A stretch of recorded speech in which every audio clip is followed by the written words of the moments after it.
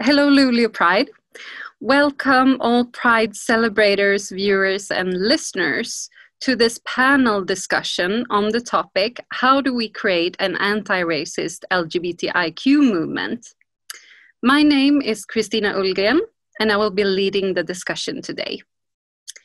I'm also a project manager at RFSL, and this talk is arranged by RFSL's anti-racist project, funded by MUCF, the Swedish Agency for Youth and Civil Society. With me, I have a fantastic panel of participants. I will ask you please to present yourselves.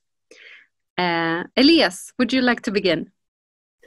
Of course. Hi, my name is Elias Arthur Fjellander, and I'm one of the coordinators for the Anti-Racist Members Network of RFSL. Thank you. Ivan? Yes, hello everyone. My name is Ivan Mwanje Chigonya, that's more African name. I am a member of RFSL. I am a member of the Anti-Racist Network of RFSL and one of the coordinators with Elias here.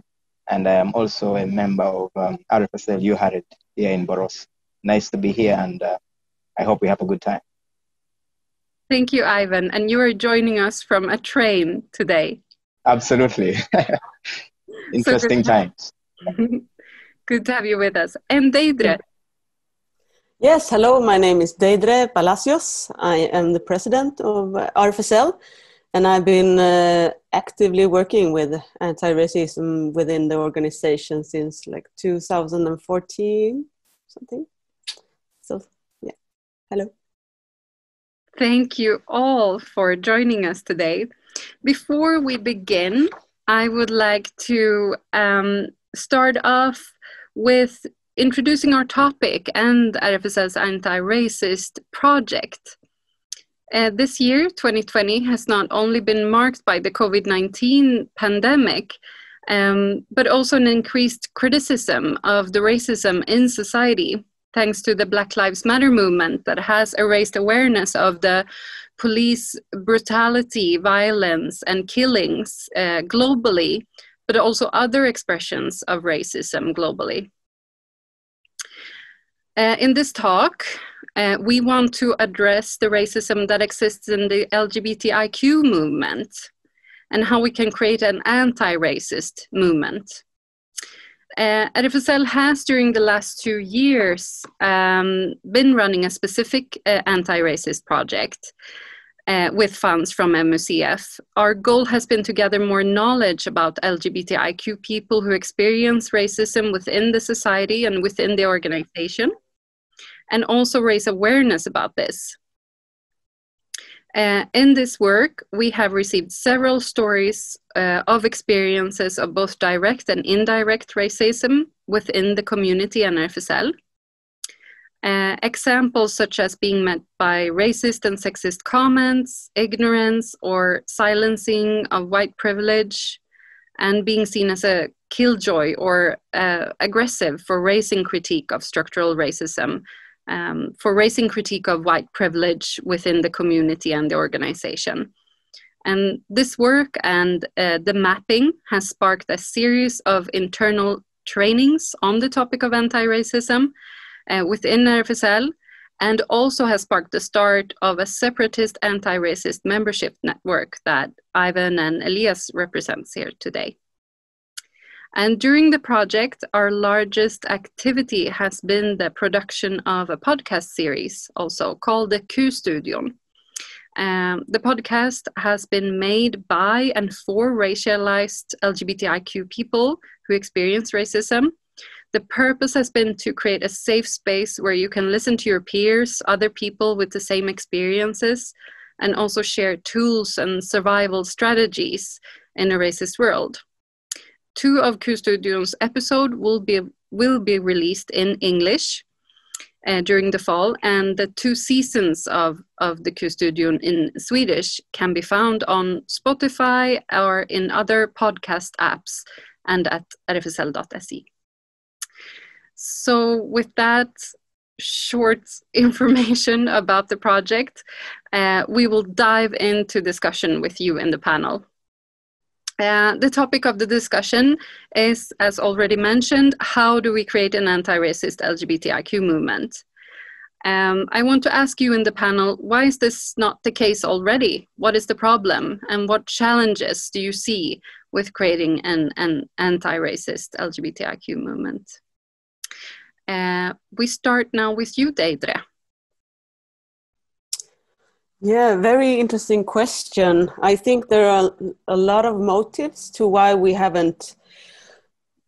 there's problems with racism within the LGBTQI movement. To one extent is, I think, the lack of information, the lack of knowledge, and also some kind of, I don't know, fear, I think, of being a part of maybe something that's not good. But for me, it's, of course, if we in society have a problem with racism, that also shows in organizations and in the LGBTQI movement.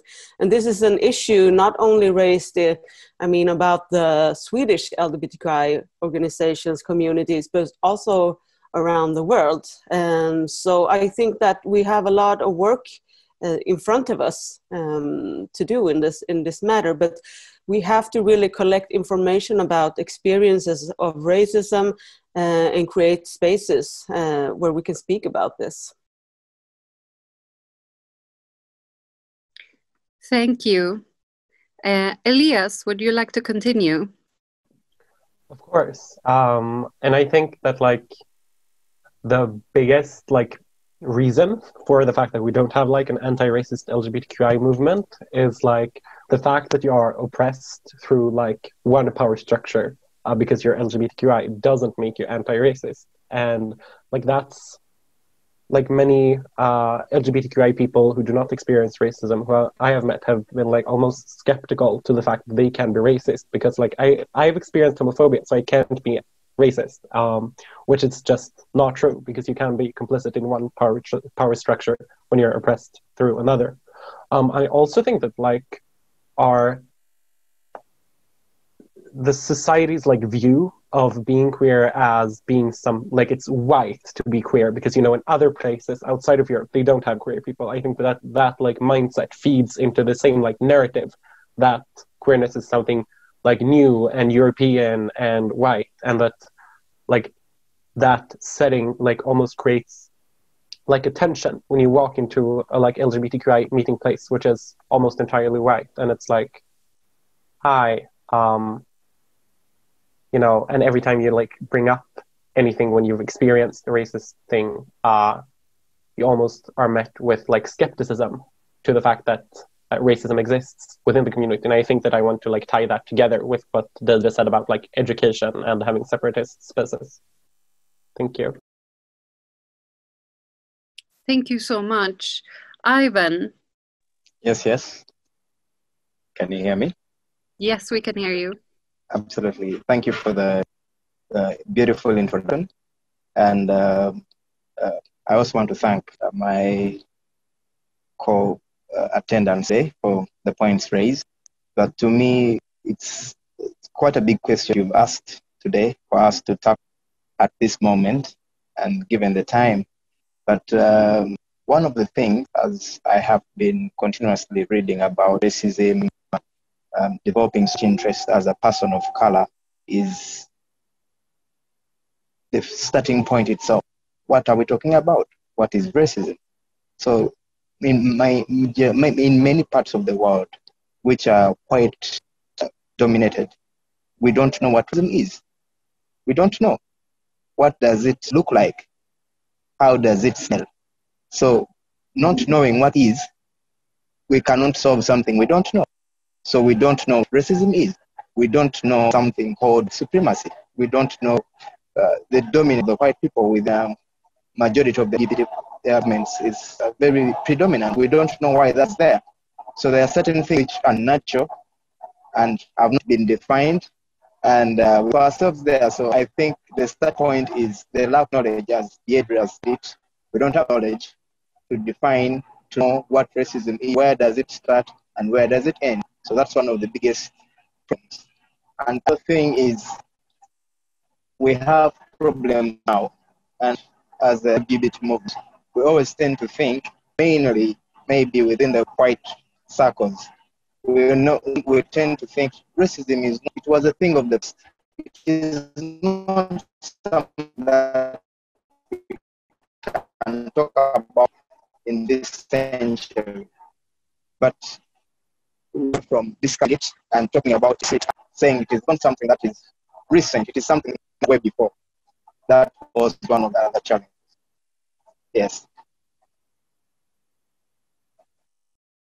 You're breaking up a bit, Ivan. So the last thing, the last few sentences you said, maybe you can take them again and try to maybe take away your video. So if we hear you better. Hello? Yes, now we can hear you. So the last few sentences that you said. Yes. Apart from the fact that we've not defined what racism is, there is also a belief, supremacy, the white majority that forms the biggest of the world, is the fact we tend to think as white people, or white people tend to think that racism, we have bigger or other challenges, we have bigger problems. I think racism is not something that we should be talking about at this moment. We've just been awakened by the Black Lives Matter movement and the fact that these riots and movements have occurred at the time when it is a period for prides all over the world. So that was not a surprise. It was just a wake-up call. So the fact that we've been living in slumber, in sleep, and saying this is not one of the problems we have to tackle. We've been having other serious issues, yet we have something that we fear to talk about. As Deirdre said, that's also another problem that I think is affecting us as a community. Thank you, Ivan. So you've been all mentioning the need to define racism, to acknowledge the racism, and to raise more awareness, and also to create separatist spaces. I want to learn more what we need to do, and especially if you want to specify, what do white allies need to do? What do the viewers who are listening to this now at Luleå Pride need to do in this struggle to create an anti-racist movement? And what does RFSL need to do? Can we start with you, Ivan, or how is your reception? Yeah, absolutely. If you can hear me. Yes, we can hear you. Yes. I think we as RFSL, we as people who are concerned, we must have a system as RFSL, as members in Luleå joining and watching us. We must have a system and projects to move white people beyond mere tolerance and inclusion, to envision actual power sharing and learning to take leadership from people of color. We must also, I think, develop a racial justice approach within RFSL, which requires an organizational transformation of power relations. So the question is about representation. So what kind of representation are we talking about? So what kind of representation and how should it look like? So it must be, we must look at a point where we have to not only talk about, hold these conferences and talks, but we must move up to a point where there is action and there is not only mere tolerance, but inclusion. And I think that's one of the biggest things we can take. Thank you. Thank you so much. Deirdre. Thank you, and thank you, Ivan, for so good points you make. I think representation is one of the most important things to work with, but also the power structures that are within a room, that's within an organization, has to be challenged. And I think that should really not be such a controversy for an LGBTQI movement, because we're working with the structures of power that we want to dismantle. So we should be able to have several perspectives when we dismantle these power structures. And one of them is the power structure racism that is so alive within, I mean, every part of the society. So we need to, as I said also, I mean, one of the most important things is to educate yourself and to listen to people who actually experience racism, and give that a lot of space. So because sometimes I think like people are afraid to hear experiences of racism, and that it is a live problem for, I mean, in person's everyday lives, and it affects everything from going to the doctor to having a job to even when you have your free time or playing a soccer team or whatever. It's such a powerful structure that we need to address, and it's sometimes it feels like it's a controversial question to talk about anti-racism or to put the light on racist structures when it really shouldn't be. But yeah, it's hard. But I think Ivan had a lot of interesting point of views that I will definitely take with me. Thank you so much, Deidre. Elias, over to you.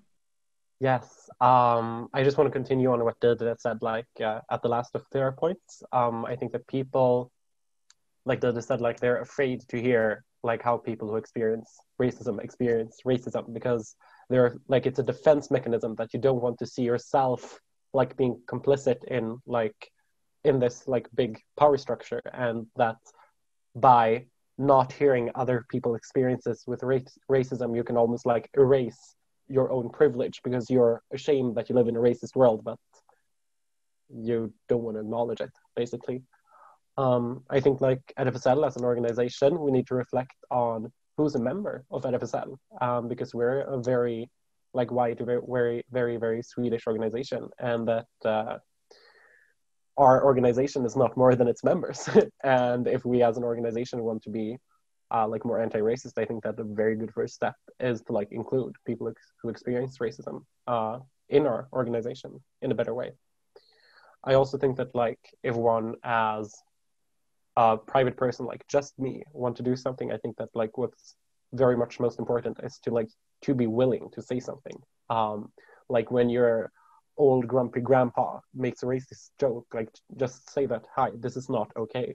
Like those small things really, really matter, at least to me, when I see and hear like white allies participating in like an active anti-racist discourse.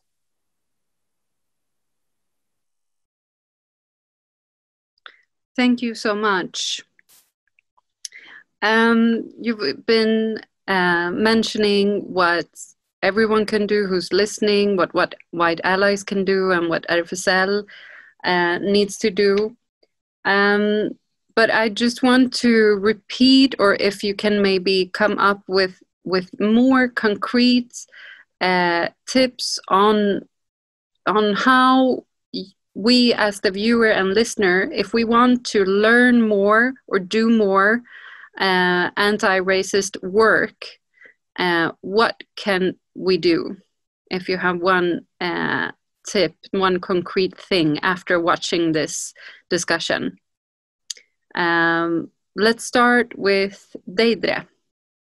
Yes, one concrete suggestion is to become a member of an anti-racist organization. For example, I was a member of Interfem for many years, and I learned a lot, and you exchange experiences and theories and different stuff. So to get involved in anti-racist organizations in one or another way, it's a really good way of learning and of meeting people with similar experiences also. Thank you. We move on to Ivan. To add on yes, to add on to what Deidre said, joining the racism networks, especially the one we have in RFSL, we also have to fix it from the different different groups that we have or regions where RFSL has branches. Yes, I was looking for the word branch. Different branches of RFSL. Now we are in Luleå now. The other day I was speaking in Ulricehamn, even in Borås, Stockholm. So there is an opportunity that we can catch in different places digitally and talk and dissect these issues. So the issue is the branches. Let us have this topic discussed. Let us have this knowledge shared. It will not do any harm. Most people don't have the knowledge. Most people don't know, don't have experiences as people of color, what they face and what they go through. So at this time, when we have the pandemic, it's an opportunity for us to move even without buying tickets, to move to places digitally and share this information and share this knowledge. I think that's one. Now you're breaking up a bit again, Ivan. And one of the action points we can, this message, this gospel can spread throughout the entire Sweden, and not only.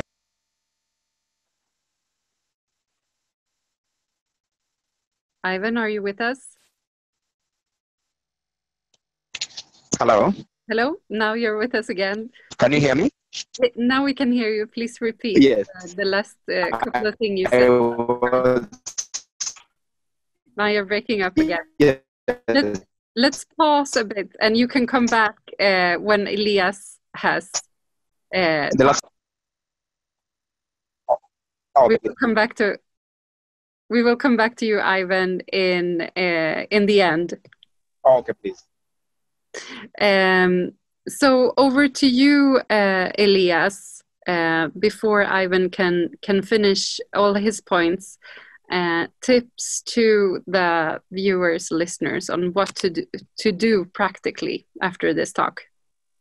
Yeah, like a big tip I have is to like critically analyze like what you watch, what you read, like which news sites do you read, like which movies do you watch, like do you get like adequate representation of like people of color in your daily like information streams? Because I think that like what your sources of information are is like super important to like shaping your view of the world. And like if you watch a racist network every evening when you come home from work, like the chances of you like becoming actively anti-racist is, I would think, very low when compared to if you like critically examine your sources of information and like get information from like a wide berth of different people. So that would be my biggest tip. Thank you so much. Ivan, can we see if your reception is a bit better and you can say the last couple of things you were talking about yes. having that discussion in the branches? Sure. I don't know if I'm heard. We hear you. I think it's better try without the video. Okay.